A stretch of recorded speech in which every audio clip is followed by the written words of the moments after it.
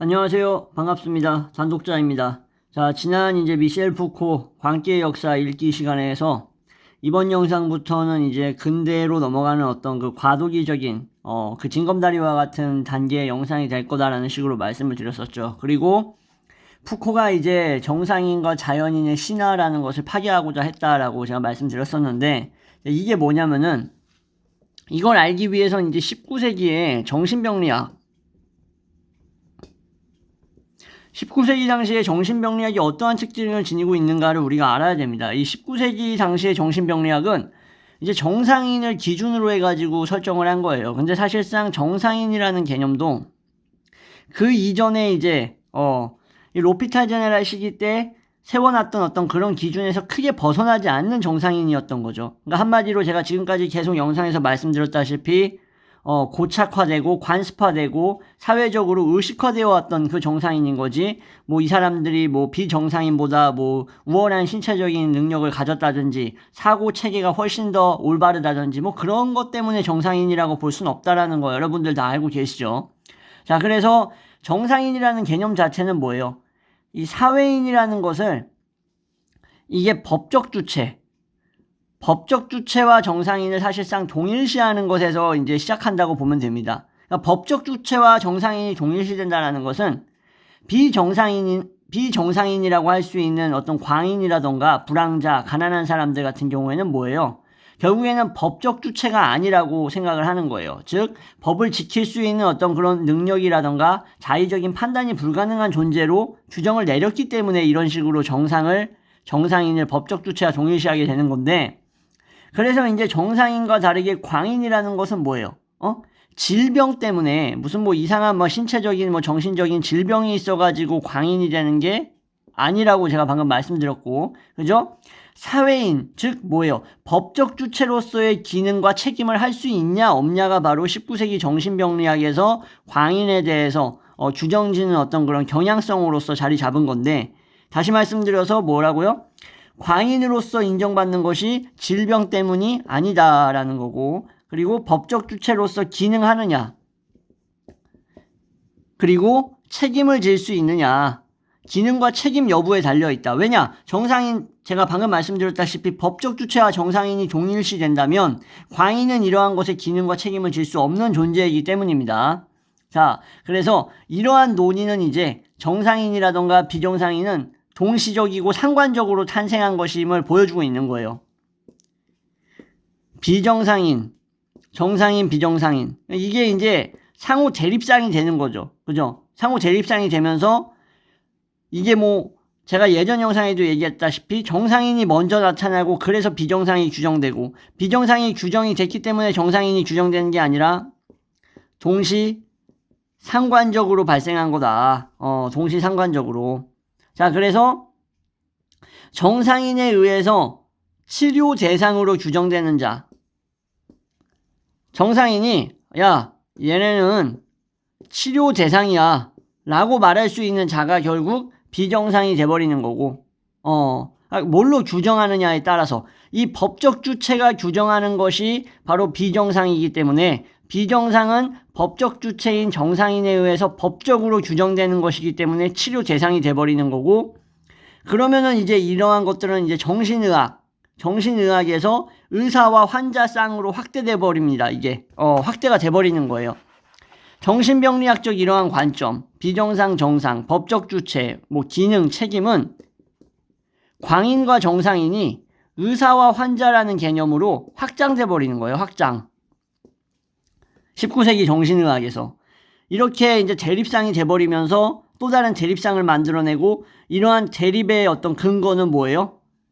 놀랍게도 자연에 대한 해석을 누가 독점하느냐에 달려있다라고 얘기합니다. 푸코는. 자, 그럼 이 자연이 무엇인지에 대해서 알아야겠죠. 자연이 무엇인지 알아야지 자연에 대한 해석을 독점하는 주체들이 물론 그 사람들이 뭐 정상이고 의사라는 이러한 집단으로 묶이고 엮이겠지만, 자연이 무엇인지 알아야만 그러면은 이것에 대한 해석이 뭘 독점하는지를 알 수 있기 때문에 제가 설명을 해드릴 겁니다. 자, 자연이라는 것은 결국에는 지배적인 인식이 형성한 거예요. 지배적인 인식. 지배의식에 의해서 자연이라는 게 뭐 산, 나무, 들, 뭐 강 이런 것들이 아니라 지배의식에 의해서 정상적이고 자연스러운 것들이 자연에 대한 해석이 되는 거고, 결국에는 자연이라는 것은 결국 사회 질서와 이것을 따르는 자들이 자연스러운 것이 돼버리는 거다. 그러면 그렇지 못한 자들하고 대립이 일어나게 되는데, 결국 이거는 한마디로 자연스럽다라는 것은 사회인과 미개인, 비사회인의 또 다른 대립상을 만들어내요. 어디서? 바로 이 19세기 정신의학에서. 그럼 19세기 정신의학은 그냥 광인, 정상인, 여기서 끝날 법한 것들을 어디까지 확장시킨 거예요? 병리적인 거, 의학적인 것까지 확장을 시켜버린 거야. 그러면서 법리적인 것까지도 확장을 시켜서 법과 의학 쪽, 이쪽이 확실히 여러분들도 아시겠지만 영향력이 얼마나 강합니까? 그죠? 오늘날에도 의사라든가 법조인들 영향력 엄청나게 강하잖아요. 그죠? 그런 것과 똑같이 이렇게 대립상으로 묶어버리면서 결국 이러한 궁극적인 형식은 뭐예요? 비이성의 쌍을 증폭시킨 것에 다를 바가 아니다 라고 우리가 볼 수 있는 거예요. 이해가 되시겠죠? 그래서 이러한 의식과 확장은 유럽 고전주의 시대 때 뭐예요? 이러한 강한 여파와 뿌리 내렸던 어떤 그런 인식과, 그리고 또 의사는 또 물론 뭐예요? 환자마저도 이러한 생각이 이제는 의사에게만 있는 게 아니라 점점 가면서 환자라던가 광인들도 자기 자신이 나는 내가 병신이고 비정상이구나. 나는 내가 범법자구나. 나는 내가 기능을 못하는 불기능한 인간이구나 라고 스스로를 자기 스스로 뭐 하는 거예요? 주정화 시켜버리는 데 있어서까지 영향을 줍니다. 그러니까 19세기에는 이게 이제 광인이 아닌데도 광인으로 주정된 자들이 스스로의 자아와 자의식을 결정해버리는 거야. 왜? 그 외부의 어떤 그런 세력들의 하나의 그런 집단과 그런 관습화되어 버린 그러한 기득권층이라고 표현하기는 좀 그렇고, 이건 너무 확장시킨 건데, 아무튼 법률계 아니면은 사법계, 의학계, 의료계 이런 부분에서 이미 이 사람들을 비정상으로 묶어버렸는데, 이제 그것이 그 묶여있는 주체의 저항성마저도 상실시켜버린 거예요. 이거에 대해서 적극적으로 저항할 어떤 의욕이라던가 그런 필요성까지도 못 느낄 정도로 심각해져 버리면서 그러한 어떤 피해자 입장에 놓여있는 그 주체들까지도 자기 파괴적인 사고방식을 갖게 된다는 거예요. 이게 정말 무섭지. 이게 진짜 어떻게 보면은 구조가 만들어내는 어떤 인간을 잠식하는 방식, 그것의 일면을 보여주고 있는 건데, 사실상 이러한 것들이 바로 아까 말씀드렸다시피 뭐예요? 의사는 당연히 그렇게 생각하지. 의사는 당연히 광인이고 치료받아야 될 놈이고 저 자식들은 비정상이라고 생각하는 거는, 물론 그 사람들의 생각은 잘못됐지만 어쩔 수 없다 치더라도, 그건 그렇다 치더라도 환자로 치부되는 비정상 광인 취급받는 사람들마저도 스스로 그렇게 규정을 해버린다라는 게 지금 말씀드리고 있는 것의 핵심이에요. 그러니까 스스로 비자연, 비이성, 비합리로 여긴다라는 점, 이게 엄청나게 중요한 점이라고 여러분들 생각을 하시면 됩니다. 이게 바로 19세기가 보여주고 있는 이러한 광기의 역사에, 지금 우리가 살고 있는 시대가 지금 21세기죠. 21세기하고 크게 다를 바 없다고 저는 생각을 해요. 크게 다를 바 없다. 왜냐면은 21세기 같은 경우에는 또 다른 의미의 또 다른 구조가 나타나고, 또 다른 그 구조 안에서 또 몇몇 사람들은 이것을 정상이라고 주정화시키고, 아무리 개성을 펼친다고 하지만 여전히 비정상의 범주라는 게 존재하는데, 그래도 오늘날은 조금 더 무뎌졌지만 그래도 여전히 이런 19세기의 잔재가 남아있는 게 아닐까라는 생각을 해봅니다. 여러분들은 또 어떻게 생각하실지는 모르겠어요, 이거에 대해서. 자, 이렇게 해가지고 결국 이어서 말씀드리면, 비정상인들은 뭐예요? 결국에는 이러한 자기 스스로가 그렇게 생각해버리면 뭐가 생겨나겠어? 콤플렉스가 생겨나고 열등의식이라는 게 생겨나는 겁니다. 원래 그런 거 없었어. 그냥 내가 왜 이런 취급을 받는 거지? 그러면서 막 저항하고 막 발버둥 쳤단 말이야, 원래는. 고전주의 시대만 해도. 근데 그러다가 이제 계속 그게 누적되고 가속화되고 여러 방식으로 규제화되고 억압되니까는, 이제는 제가 말씀드렸다시피 주체가 되는 본인 스스로도 콤플렉스와 열등의식을 가지면서 괜히 위축되는 거야. 나는 광인이구나, 나는 또라이구나, 나는 미친놈이구나, 비사회인이구나라고 스스로를 규정지어버리면서 이런 의식은 당연히 생겨났겠죠. 여기에다가 다른 사람들과 같아져야 된다라는 그러한 생각까지도 이게 무슨 말이냐?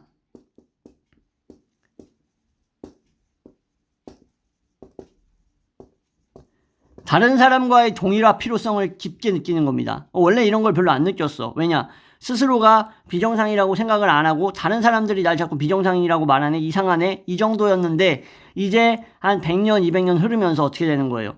아, 내가 다른 사람하고 다르기 때문에 다른 사람하고 동일화될 필요성이 있다라는 것을 인식하고 이러한 것들을 깊게 느끼는, 말 그대로 이거를 피부로 느끼는 상황까지 와버린 거야. 정말 심각해진 거죠. 그러니까 이런 인식과 의식이 생겨나 버린 거예요. 그러면은 다른 사람이 뭐예요? 동일화되는 그 롤모델. 동일화되어야만 하는 거죠. 정확하게 말하면. 동일화되어야만 하는 그 롤모델은 뭐인 거예요? 그게 바로 다른 사람이며 그 다른 사람이 바로 정상인인 거죠. 이해하시겠죠, 이 부분? 그래서 결국 타인과 같아져야 된다라는 열등의식, 그리고 이러한 어떤 의무감 같은 것들이 생겨나면서 타인들은 곧 다수의 지배적 존재들과 비교해서 생겨나는, 그러니까 이러한 콤플렉스 열등의식을 갖고 있는 자들은 스스로를 소수화시키는 거예요. 인식 자체도 스스로를 소수라고 생각하는 거야. 그러니까는 다른 사람이라고 생각되는 그런 다수 정상인 사회인들하고 같아져야 된다라는 불안의식이 생기고 그 자기의식이 뭘 만드는 거예요.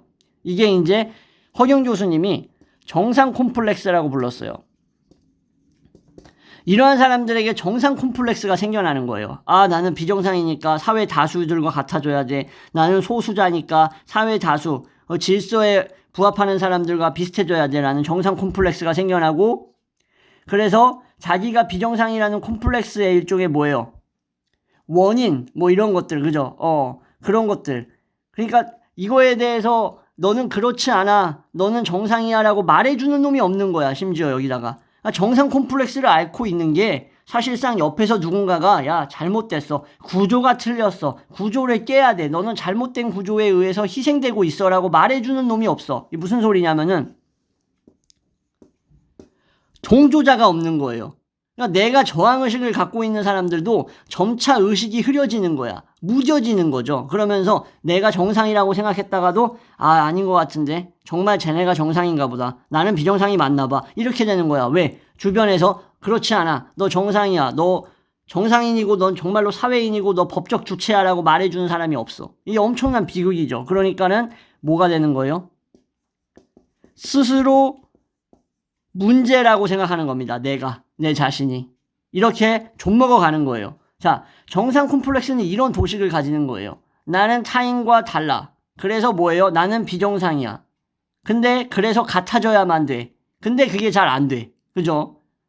그래서 나는 문제가 있는 거야. 그래서 상태 변화를 위해서 정상인을 뭐라고 말씀드렸죠? 롤모델로 삼아야 된다라는 위기의식을 느껴. 그 모델 대상이 정상인이고 사회인이고 이렇게 가정되는 거야. 그러면 그 정상인이고 사회인은 또 다른 이름의 뭐예요? 또 다른 이름의 닥터인 거예요. 닥터. 그게 바로 환자들에게 있어서 의사라는 존재가 돼버리는 거예요.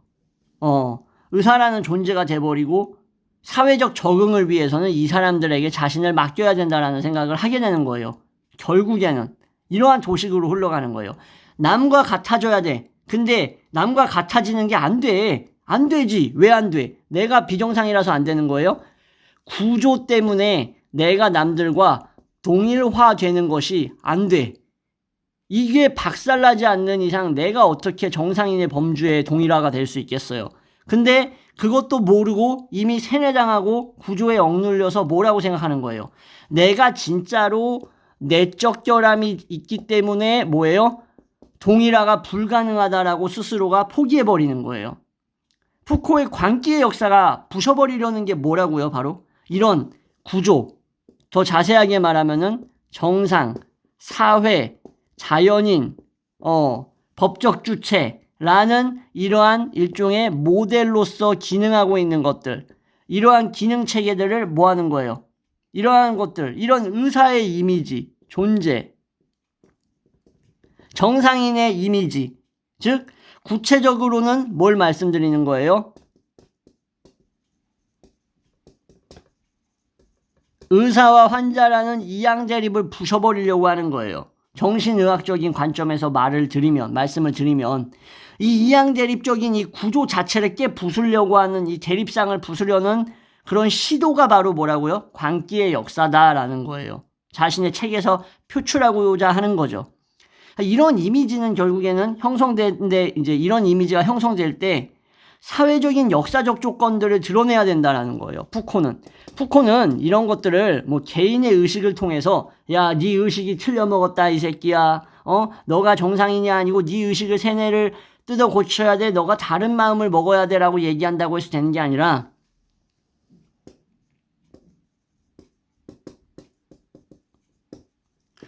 역사적으로 사회적으로 그렇게 일종의 매도되고 의식되고 규정지어져 왔던 이 역사 사회적인 맥락을 드러내야 된다라는 거예요. 이런 조건들을 썩은 환부를 도려낼 때 썩은 환부를 직시해야만 썩은 환부가 어디고 정상적인 신체 부위가 어딘지 알 수 있듯이 이런 역사 사회적인 것을 검토하면서 그러한 조건들을 드러냄으로써 고름이 있는 곳을 짜냄으로써 그것의 결연성, 불가피성을 파괴시켜야 된다는 게 푸코의 입장인 거예요. 그런 의미에서 쓰여진 책입니다. 그래서 이런 논의의 핵심에는 뭐예요? 정말 중요한 건데 이건 이제 지우고 말씀드릴 건데 여러분들도 이미 눈치를 채셨겠지만 바로 뭘까요? 정상 사회라는 것을 뭐 하고 있는 거예요? 자연으로서 생각하고 있죠? 그럼 이 자연스러운 것을 뭘로 간주하고 있는 거예요? 정상으로 간주하고 있다라고 제가 말씀드렸죠? 여기다 썼네 이미. 그러면 이 자연의 일부로 간주되는 즉 광기를 뭐 하고 있는 거예요? 독점하고 있는 거죠. 그죠?